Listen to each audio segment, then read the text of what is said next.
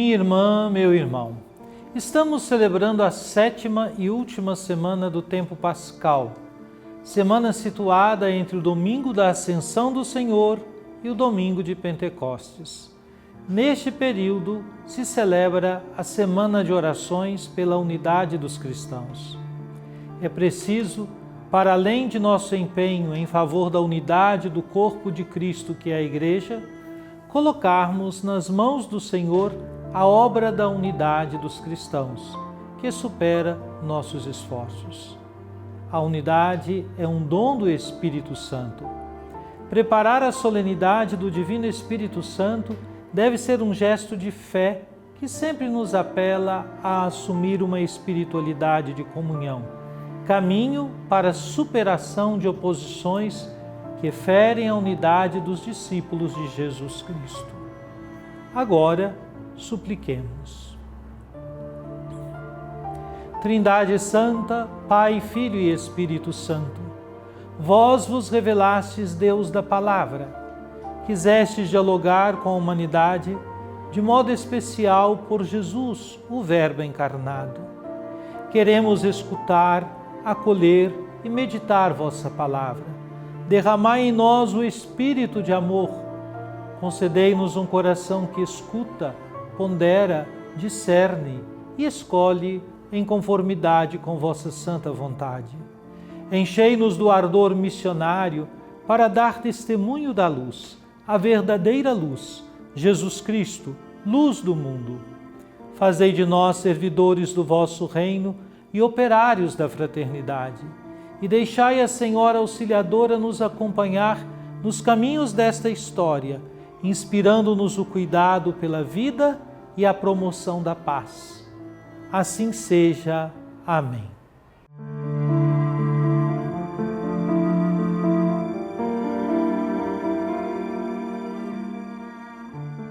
Naqueles dias, querendo saber com certeza por que Paulo estava sendo acusado pelos judeus, o tribuno soltou-o e mandou reunir os chefes dos sacerdotes e todo o conselho dos anciãos.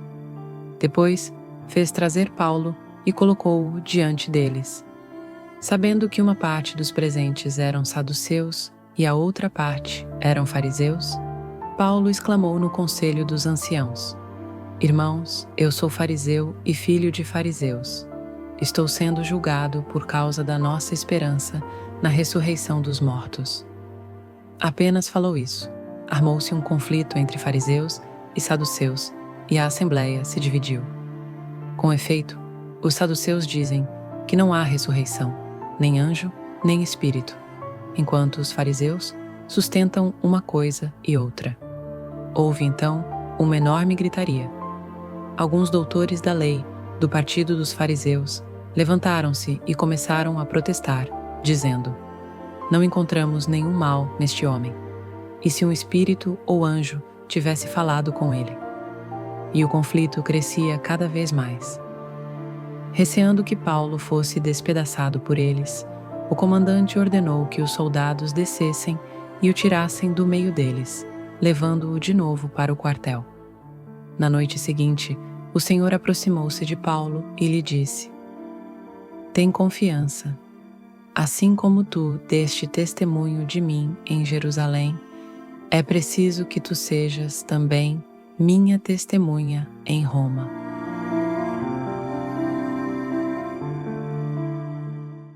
Minha irmã, meu irmão, o trecho dos Atos dos Apóstolos, hoje proclamado, narra um momento decisivo na vida de Paulo, que está preso em Jerusalém após ser acusado de profanar o templo.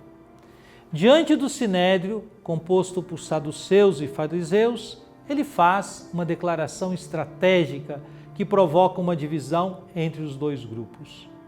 Essa situação mostra a astúcia de Paulo em utilizar as diferenças teológicas dos seus opositores a seu favor. O cenário começa com o tribuno romano querendo apurar as acusações contra Paulo, reunindo o sinédrio. A postura romana de tentar compreender as questões religiosas internas dos judeus mostra um esforço para manter a ordem, mas também revela a complexidade da situação em torno de Paulo. Paulo percebe que o sinédrio está dividido entre fariseus e saduceus.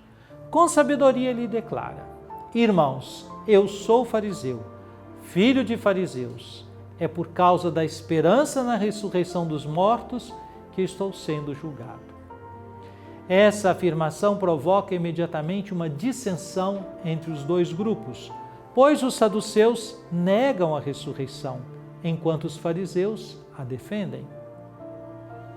O fato de Paulo se identificar como fariseu demonstra sua habilidade de contextualizar sua defesa de modo estratégico. Ele não está mentindo, pois, de fato, sua crença na ressurreição é central para sua fé cristã. Dessa forma, ele expõe a incoerência de seus acusadores e transforma a oposição unida contra ele em uma divisão interna. A estratégia de Paulo tem um impacto significativo. Os fariseus começam a defendê-lo, afirmando que talvez um espírito ou um anjo tenha falado com ele.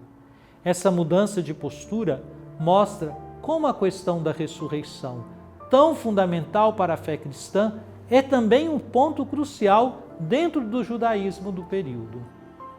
Diante da confusão, o tribuno ordena que Paulo seja retirado para evitar que ele seja dilacerado por seus opositores. Isso revela o quanto a questão da ressurreição era controversa e sensível entre os grupos religiosos judaicos. Na noite seguinte, o próprio Senhor aparece a Paulo encorajando-o. Coragem! Assim como deste testemunho de mim em Jerusalém, é necessário que também dês testemunho em Roma. Essa presença consoladora de Cristo reafirma a missão de Paulo e fortalece a sua fé, mesmo em meio às adversidades.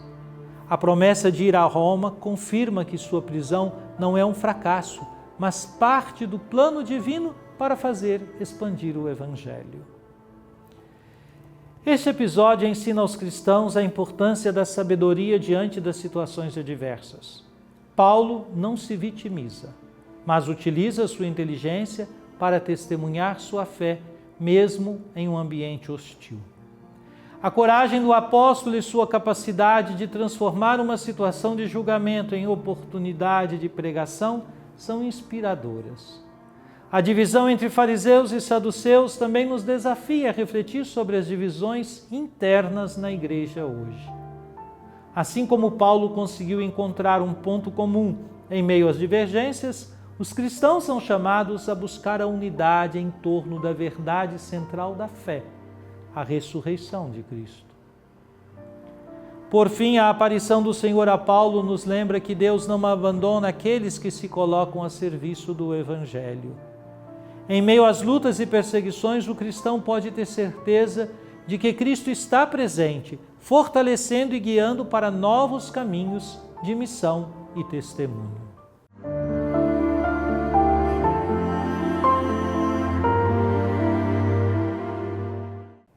Oremos.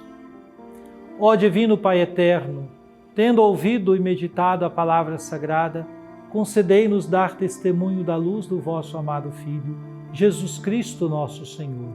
Ele que vive e reina convosco na unidade do Espírito Santo. Amém.